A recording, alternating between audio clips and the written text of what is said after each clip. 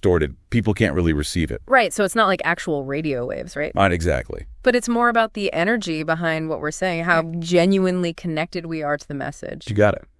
The writings talk about spiritual purity and how if that's off, it creates like a blockage. It's like trying to shout through a wall. So then what are those walls that we're putting up without even realizing it? Okay, so the source points to 3 big culprits. And the first one is what they call spiritual illnesses. Spiritual illnesses. Yeah, things like negativity, resentment, holding on to grudges. Oh. They use the example of backbiting. Ah. Bahá'u'lláh, the prophet founder of the Baha'i faith, he actually described it as quenching the light of the heart. Wow, that's powerful. Yeah, it's like we're dimming our own inner light, Yeah. right? We get wrapped up in all that negativity and it becomes a barrier. Yeah, so people can sense that even if they can't put their finger on it. It just feels off. Right. It's like we're not fully there. Makes sense. So what's the next culprit? Yeah, this one might be surprising. It's getting too bogged down in the administrative side of things. I've totally been there. Like, you get so focused on logistics that you lose sight of the bigger picture. Exactly. And the source material is saying even when it comes to spreading a spiritual message, we can fall into that trap. So even if the message itself is good, if our heart's not in it, people can feel that. It's like being so busy organizing a concert that you forget to enjoy the music. That's a good analogy. Okay, so negativity and getting lost in the logistics. What's the third one? This one is really interesting, especially with all the social media these days. Okay. The source talks about what they call conditional love. Conditional love. Yeah, it's like when we use love as a tool to get something, like for recognition or approval or even just to fit in. So it's not really genuine. Exactly. It's more about us than about genuinely connecting with others. Okay, that makes sense. And it can be hard to spot, right? Yeah, it can be really subtle, Yeah. but the energy behind it just feels different. Like you're putting on a show. Exactly. Wow, this is really making me think. So we've got negativity, getting lost in administration, and conditional love. Right. Those are some pretty big obstacles to overcome. Yeah, definitely. But I'm also curious, are there like examples of people who have managed to navigate all this? You know, people who really embody that pure, radiant energy we're talking about. Oh, absolutely. And thankfully, the source material gives us some really inspiring examples. One of the most powerful is the life of Abdul-Baha. Abdul-Baha. Now, for those who might not be familiar, Sure. Can you just give us a quick intro to who he was? So Abdul-Baha was the son of Baha'u'lláh, Okay. and he was appointed as the center of his covenant. Basically, he was entrusted with keeping the Baha'i community united and making sure Baha'u'llah's teachings were applied faithfully. So he played a really important role in keeping the Baha'i faith going. Absolutely. But what's incredible is that he wasn't just a leader in name only. Abdul-Baha truly lived the teachings. People said he radiated love, compassion, humility. He touched everyone he met. Sounds like he really embodied that genuine love we were just talking about. Totally. And the effect was amazing. People from all walks of life, different religions, cultures, social backgrounds, they were all drawn to him. Wow. They felt seen, heard, and loved unconditionally. That's powerful. And his words carried weight because they came from a pure heart, a life dedicated to service. That's so inspiring. But I have to admit, it can be a little intimidating, you know? Yeah. Like, I'm no Abdul-Baha. Are there any examples that might feel a bit more, well, attainable? You're right. It can feel daunting. That's why the source also talks about Mary Magdalene. Mary Magdalene. Interesting. Yeah, a figure from Christian history who went through a powerful transformation. I'm assuming you're familiar with her story. In general terms, yeah. So she was known for having a troubled past. But when she met Jesus, it was like a spiritual awakening. Okay. She became one of his most devoted followers. So a story of redemption. Exactly. And what's really interesting is that Baha'u'lláh actually elevates her station. In his writings, he puts her alongside 2 other prominent women, Fatimi, the daughter of the Prophet Muhammad, and Ahiri, a really courageous Baha'i heroine. Okay. His point is, it doesn't matter where we come from or what mistakes we've made. It's about the effort to transform. Exactly. To purify our hearts and align with a higher purpose. That is a hopeful message. Yeah. But how do we actually do that? You know, put it into practice. What are some tangible steps we can take? Well, the source material doesn't just give us examples. It actually offers practical solutions, too. Perfect. That's what I love about these deep dives, getting into the nitty-gritty. So what's the first step on this path towards greater purity, towards aligning those spiritual frequencies? Well, the source emphasizes daily self-reflection. Self-reflection, okay. Yeah. Bahá'u'lláh actually advises us to bring ourselves to account each day. Wow, each day. Yeah. That's serious commitment. It's about taking time to really examine our actions, our motives, and making sure they're aligned with our spiritual goals. Like a daily check-in with ourselves. Right, because it's so easy to just go through life on autopilot, isn't it? Totally. Just reacting to things, not really thinking about the impact we're having. And this practice of self-reflection helps us become more aware. We start to see those subtle things that might be blocking our spiritual frequencies. Like those culprits we were talking about. Exactly. The negativity, the self-serving tendencies, those moments where we're not really being true to ourselves. It's like shining a light on the shadowy parts of our minds, bringing those hidden motivations into the open. Precisely. And once we're aware of them, then we can start working on transforming them. So self-reflection is like the key that unlocks that deeper awareness. Exactly. It's the foundation for becoming more authentic, more impactful in all our interactions. This is already giving me a lot to think about, but I know we're just getting started. We'll be back with part 2 of this deep dive, where we'll explore even more practical solutions for cultivating spiritual purity and harnessing the power of those higher frequencies. Looking forward to it. See you soon. See you soon. All right, welcome back to the deep dive. Last time, things got pretty deep as we were exploring this idea of spiritual frequencies. Yeah, we uncovered those culprits that can block our frequencies and make our communication, well, less effective. Right, like negativity and getting caught up in the busyness of things. And, of course, conditional love. Right, conditional love. So now I'm really curious to hear more about those practical solutions that the source material talks about.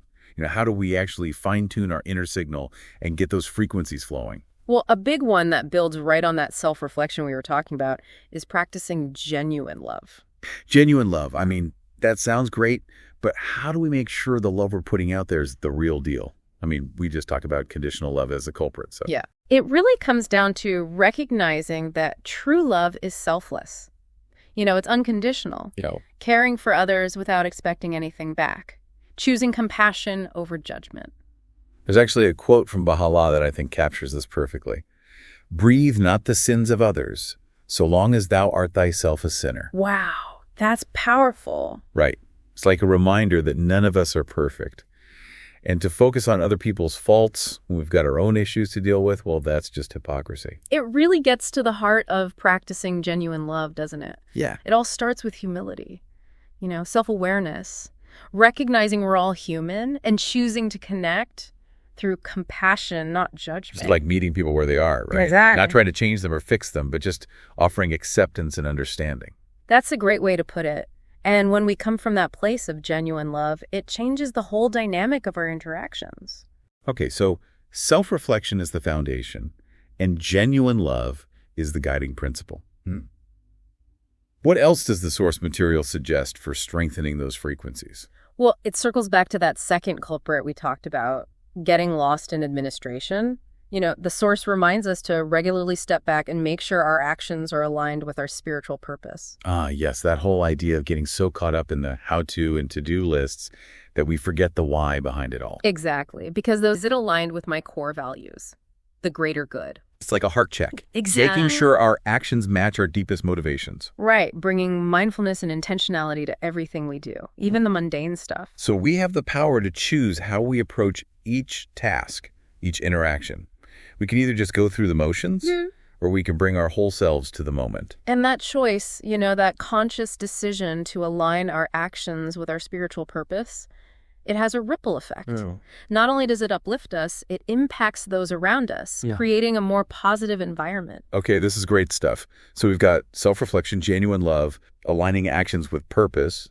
What else is there? Well, there's one more that's really interesting, especially considering how much we rely on technology these days. The source material says technology can be a great tool for spreading a message. But the key is that the content we create, it has to reflect sincerity and spiritual depth. Right, because technology itself is neutral. It's how we use it that matters. If we're just using it to promote ourselves or push an agenda, it's going to lack that heart connection that really resonates. You got it. It's like the source is saying those principles of spiritual alignment, they apply even in the digital realm. Medium is the message, right? Exactly. So we need to bring that same purity of heart to what we share online. So it's not just about the words we use, but the intention behind them. Right, asking ourselves, is this post, this video, is it adding something meaningful? Okay. Is it uplifting? Or am I just adding to the noise? Those are good questions to consider, especially because it's easy to get caught up in the likes and shares and lose sight of why we're even online in the first place. The source material reminds us that true connection, whether online or offline, it starts with authenticity, a genuine desire to serve. Okay. Sharing our gifts in a way that uplifts and inspires contributes to a better world. Love it. So we've covered self-reflection, genuine love, aligning our actions with purpose, and bringing sincerity to our use of technology.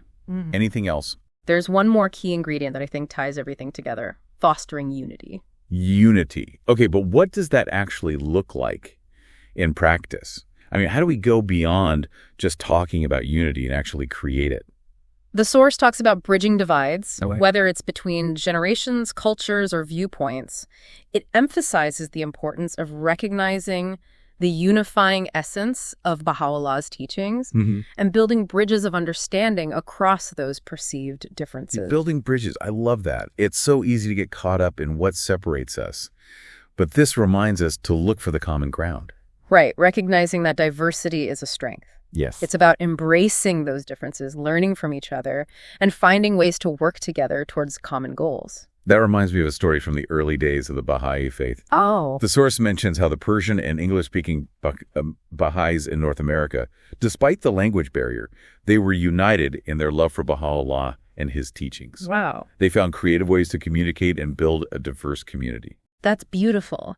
It shows that even when there are obstacles, love and shared purpose can bridge those divides. Especially in today's world where everything feels so polarized. This idea of fostering unity. I mean, the source seems to be saying that true unity requires us to go beyond superficial differences, to connect on a deeper level. I agree. It's about choosing love over fear, understanding over judgment, recognizing we're all part of one human family. This has been such a rich exploration. I mean, we've covered so much ground, from self-reflection and genuine love to aligning our actions with purpose and even bringing sincerity to our online interactions. And now, this idea of fostering unity as a key ingredient, it feels like all these pieces are starting to fit together. They are, and there's one final piece of the puzzle that I think will tie everything together beautifully. You're talking about that quote we mentioned earlier. Yeah. About being anxiously concerned with the needs of the age. Exactly. We've talked about the personal implications of aligning our spiritual frequencies, but this quote takes it a step further. Right. It connects our inner work to the needs of the world around us. I can't wait to explore that connection with you in the final part of our deep dive. I'm ready when you are. Okay, so we're back for the final part of our deep dive into these spiritual frequencies. Yeah, it's been quite a journey. From self-reflection and genuine love to aligning our actions with our purpose and bringing sincerity to our online presence. We've covered a lot of ground. Right. And now it's time to tackle that quote that's been hanging in the air. You mean the one from Baha'u'lláh about being anxiously concerned with the needs of the age? That's the one. It feels like a bridge between everything we've been talking about and something much bigger. It really is. It suggests that all this inner work, this focus on spiritual alignment, it's not just about personal growth. Okay. It's about equipping ourselves to serve humanity. To make a difference in the world. Exactly. It's like that ripple effect we were discussing. Our inner transformation, those shifts in our frequencies, they actually impact the world around us. So then how do we connect the dots? You know, how do we go from working on ourselves to addressing the needs of the age? I think that's where this quote really challenges us. Okay. It's urging us to look beyond our own personal growth and consider the big picture. You know, what are the pressing needs of our time? What solutions do Baha'u'llah's teachings offer? It can feel overwhelming. Like, where do we even begin? Yeah, I get that.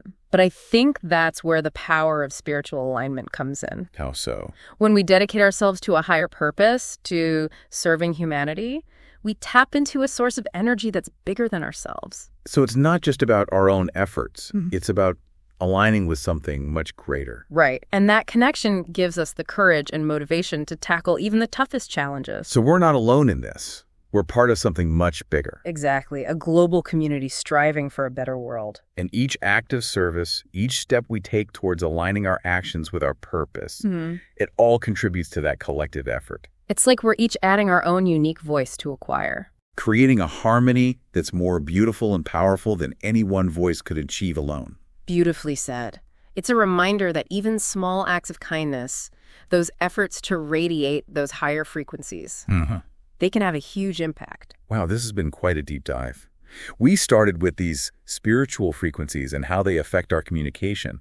Then we uncovered those culprits that block our frequencies. And we explored so many practical solutions for cultivating purity of heart and action. Right. And now we've arrived at this understanding that our personal growth is actually connected to the well-being of humanity as a whole. It's a powerful realization. So as we wrap up this deep dive, we leave you with this question. How can you apply these concepts to your own life? How can you become a more effective force for good in the world? Keep seeking, keep striving, and keep shining your light. Thanks for joining us, and until next time, keep diving deep.